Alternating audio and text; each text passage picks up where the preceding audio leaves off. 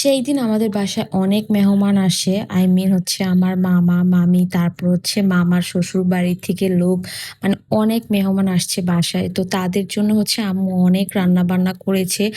আর বিশেষ করে আম্মু রান্নাবান্না করতে অনেক বেশি পছন্দ করে সবসময়। আর বাসায় মেহমান আসলে তারও বেশি। তো সকাল থেকে একদম ব্লগটা শুরু করছি। সকালবেলা উঠে হচ্ছে চা বানালাম। তো যেহেতু বাসায় গেস্ট ছিল তাদের জন্যও বানানো হয়েছে।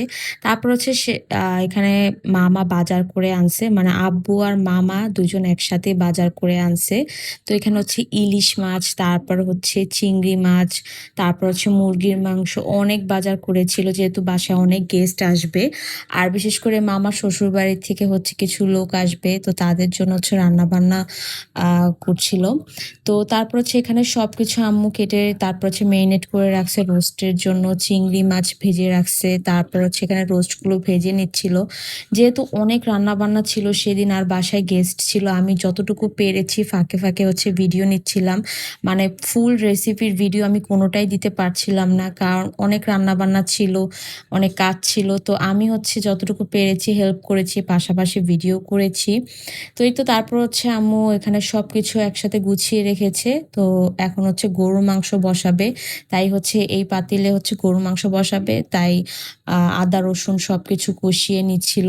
তো আলাদা করে হচ্ছে তেমন কোনো রেসিপি নিতে পারিনি। দেন হচ্ছে এখানে রোস্টের জন্য আম্মু গুঁড়ো দুধ হচ্ছে একটু মিক্স করে নিচ্ছিল। এগুলো হচ্ছে রোস্টের মধ্যে দিবে। আর সেইদিন হচ্ছে রোস্টটা অনেক মজা হয়েছিল। মানে অনেক গ্রেভি হয়েছিল। দেন হচ্ছে এখানে আম্মু গরুর মাংস রান্না করছিল।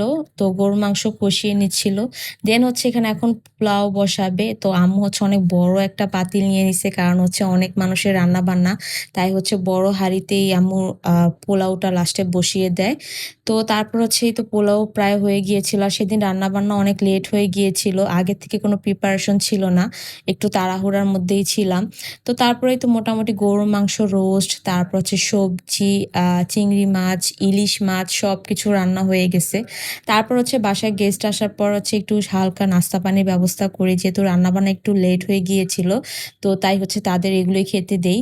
তো আমি হচ্ছে এগুলো একটু সুন্দর করে নাস্তা পানির ব্যবস্থা করি। দেন নাস্তা পানি খাওয়ানোর পরে হচ্ছে আমি টেবিলে সব খাবারগুলো সার্ভ করি। আমার না খাবার সার্ভ করতে অনেক ভালো লাগে। তো আমি হচ্ছে এক, এক করে সবগুলো খাবার টেবিলে সাজিয়ে নেই। আর সেই দিন না এত পরিমাণ গরম পড়েছিল, মানে বিশ্বাস করার মতো না। মানে এত পরিমাণ গরম। আমি বাংলাদেশে আসার পর এরকম গরম কখনোই পাই নাই। বাসায় এত মানুষ ছিল, তারপর হচ্ছে গরম সবকিছু মিলিয়ে না মানে একটা হিবিজিবি অবস্থা হয়ে গিয়েছিল। তারপরেও হচ্ছে আবার হঠাৎ করে কারেন্ট চলে যায়।